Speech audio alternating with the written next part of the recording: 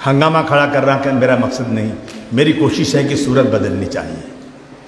हंगामा खड़ा करना मेरा मकसद नहीं, मेरी कोशिश है कि सूरत बदलनी चाहिए। मेरे सीने में ना सही तो तेरे सीने में सही, हो कहीं भी आग लेकिन आग जलनी चाहिए। इसलिए दोस्तों आपके बीच में चलकर आया हो आज। बर्बाद गुलिस्तान करने को बस एक ही उल्लू काफ़ी है, हर शाख पे उल्लू बैठा है, अंजामे गुलिस्तान क्या होगा।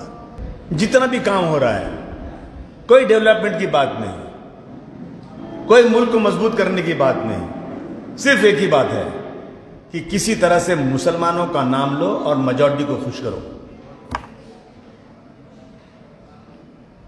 ये लोग, इनको समझ में नहीं आ रही बातें, और गैर मुस्लिम जितने हैं उनको समझ में नहीं आ रही बातें। रेलवे बेच दिया, रेलवे में मुसलमान 2% काम करता है, 98% गैर मुस्लिम है। नौकरी किसकी जाएगी? रिजर्वेशन किसका खत्म होगा? हम तो पहले से फुटपाथ पे पड़े हैं, हमारे पास क्या है? हमारे लोग कहीं घर की पेंटिंग करते हैं, कहीं साइकिल चलाते हैं, कहीं पाव बेचते हैं, कहीं सब्जी बेचते हैं, कहीं फ्रूट बेचते हैं, कहीं चाय की दुकान पर काम करते हैं, कहीं होटल में वेटर का काम करते हैं। ये तो काम करते हैं लोग, हमारे पास है क्या? रेलवे बिकने से नुकसान किसका होने वाला है? सोए हुए हैं लोग, अकल नहीं इनको है। एयर इंडिया बिक गई, अब एयर इंडिया में जो नौकरी लगेगी ना, वो नौकरी प्राइवेट लगेगी, सरकारी नहीं लगेगी, और उसमें तनख्वाह आधी मिलेगी, रिजर्वेशन भी खत्म हो जाएगा। मुसलमान कितने? 1% है। नुकसान किसका हो रहा है? मुल्क की हालत बहुत खराब है, नादान है हम लोग।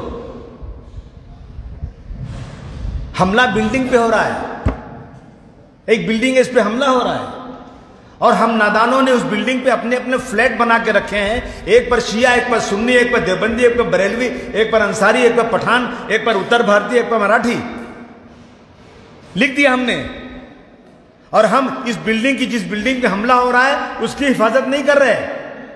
हम हिफाजत अपने अपने फ्लैट की कर रहे हैं। मुझे बताओ कि जब बिल्डिंग गिरेगी तो फ्लैट बचेगा? नहीं बचेगा।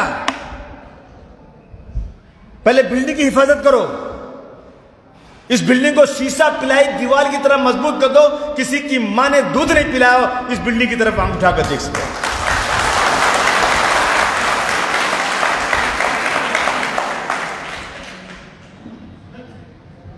बढ़ गए हम लोग,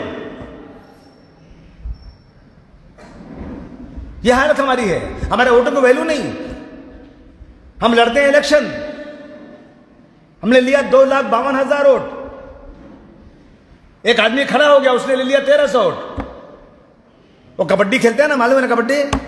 आदमी कबड्डी कबड्डी कबड्डी कबड्डी बोलते जाता है, और जब एक सूद बाकी रहता है तो सांस तोड़ दी जाती है उसकी। कितना परेशान होता है वो, यार अगर मैं थोड़ा सा आगे गया होता ना तो मैं ये मैच जीत गया होता। उसे बहुत परेशानी होती, बहुत ज्यादा परेशान होता है। मैं 2.5 लाख 2,52,000 वोट ले रहा हूं, मेरा ही एक भाई बीजेपी से मिलके 1,300 वोट लेता है, वो मुझे हरा देता है और बाद में तालियां बजाता है। क्या होगा? क्या कोई जन्नत का रास्ता है इलेक्शन लड़ना? क्यों लड़ते हो? वोट नहीं जीतने का हाल है तो क्यों लड़ते हो? खुदा की कसम सुन लो मेरे उस्मानाबाद के लोगों, जब इलेक्शन आता है ना, शाम को मेरी कौम के कुछ लोग बीजेपी और शिवसेना के दफ्तर में जाकर पर्दे के पीछे बैठे तलवे चाटते हैं और कहते हैं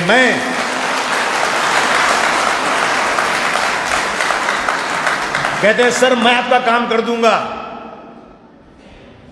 मैं खड़ा हो जाता हूं, कहा जा बेटा ले 5 लाख रुपया जा खड़ा हो जा, ले 10 लाख रुपया खड़ा हो जा, ले 5 लाख खड़ा हो जा। 5, 10, 15, 20 खड़े हो जाते हैं। कोई 300 वोट लेता है, कोई 100 वोट लेता है, कोई 200 वोट लेता है, और मैं बर्बाद हो जाता हूं। अब फकत शोर मचाने से कुछ नहीं होगा, अब फकत शोर मचाने से कुछ नहीं होगा, और सिर्फ होठों को हिलाने से कुछ नहीं होगा। जिंदगी के लिए बेमौत मरते हैं क्यों हो, और अहले ईमान होते शैतान से डरते क्यों हो? अहले ईमान हो तो शैतान से डरते क्यों हो? तुम भी महफूज कहां अपने ठिकाने पे हो, बाद इखलाक तुम ही लोग निशाने पे हो। सारे गम सारे शिकवे सारे गिले भुला के उठो, सारे गम सारे शिकवे सारे गिले भुला के उठो, दुश्मनी जो भी आपस में भुला के उठो। अब अगर एक ना हो पाए तो मिट जाओगे, अब अगर एक ना हो पाए तो मिट जाओगे, तुम भी खुश पत्तों की तरह बिखर जाओगे। तय करना है अब हमको, हमें देश के संग समाज के पथ पर आए